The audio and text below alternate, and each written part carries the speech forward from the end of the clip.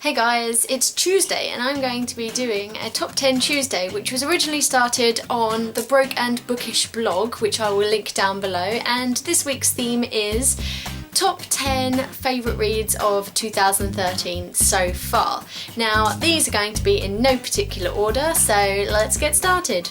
The Book Thief by Markus Zusak. This was an emotional roller coaster, and I love the fact that this was fiction, although it had non-fiction elements in it, so you felt as though it could have been real, and I just felt as though I was really attached to the characters, and this did actually make me shed one or two tears. Fahrenheit 451 by Ray Bradbury. Now this is a short little dystopian novel. Short as it may be, it did not lack in storyline. This is probably one of my favourite dystopias that I've ever read because of the fact that it's so simple and it's so believable in the way that as this could be something that's not too far off in the near future. Ready Player One by Ernest Cline. The world building in this book is absolutely phenomenal. This book did not disappoint with regards to twists and turns. There was always something new happening and it wasn't predictable. You always had a surprise whenever anything new happened. And like Fahrenheit 451, although this is not dystopian, it makes you think about what the world could be like in the way that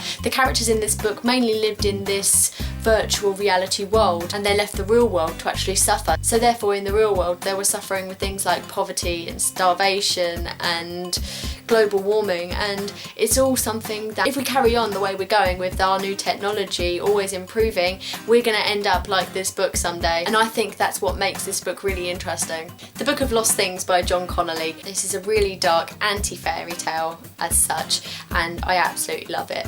I love anything to do with fantasy and fairy tales, and this book just ticked all the boxes. It made reference to quite a lot of fairy tales, and even though a lot of them I hadn't actually heard of, it was still really cool to read about. Hello, you're in my video. Hello everyone, it's me, Ben, from Veteran of Tone. A Monster Calls by Patrick Ness. I absolutely adored this book.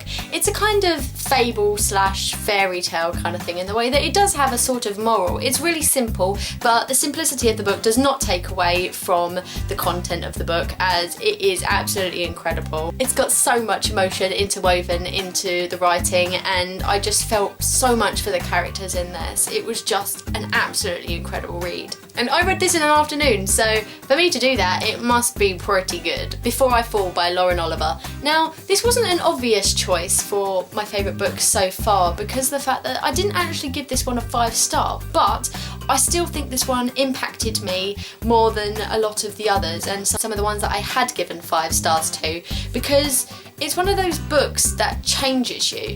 It's basically about a girl who relives her last day on Earth before she dies, and she keeps on reliving it, and she learns so much about herself and how she treats people and how other people treat her. It's just one of those really life-changing books that you read, and it makes you think about your own life and about how you treat people and how people treat you and how you actually feel about it when people do things to you. I'm late to this party, but The Fault in Our Stars by John Green. All I have to say on this one is that I cried for at least an hour after I'd actually finished reading this.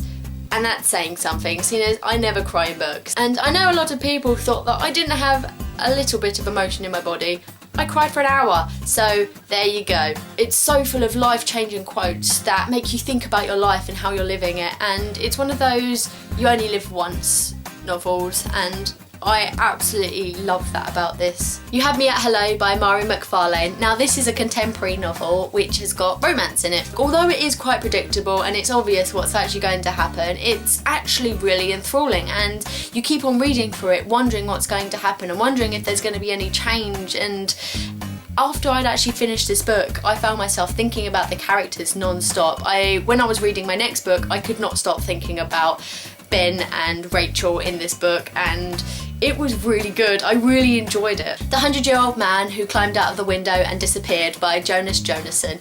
This was the most refreshing book I have read this year because all of the other books that I've read have so many complicated plot lines, love triangles, things like that, things that just aren't needed and are in every single book. This book does what it says on the tin. It is basically about a 100-year-old man who climbs out of the window on his 100th birthday and just disappears and goes on an adventure, and it is so simple that it's just absolutely amazing, and it's really funny at that, because I don't understand why a lot of authors don't just take something simple and make something out of it rather than trying to overcomplicate things. That's where a lot of people go wrong, and although it sounds like a really boring concept, it actually wasn't. Last but not least, Shades of Grey by Jasper Fforde. This is definitely the most ingenuitive book that I've read this year. The world building is absolutely brilliant. It's almost like a parallel universe to the Earth, but revolving around colour. And although you're kind of dropped right into the middle of this new world, not knowing what anything means or what anything does, you actually learn about it gradually via the way of them experiencing things themselves. I know a lot of the time in books you have a new world and they explain to you in like a page or a chapter what different things are going on in this world and what things have been invented and how people live, but this book was different in the way that you actually learned as you went along. I love any witty and sarcastic character. I found them absolutely hilarious, and Jasper Fforde as a whole just writes absolutely brilliantly, so this book was very good for me. If you've read any of these books, I'd absolutely love to hear, and I will see you in my next video. Bye!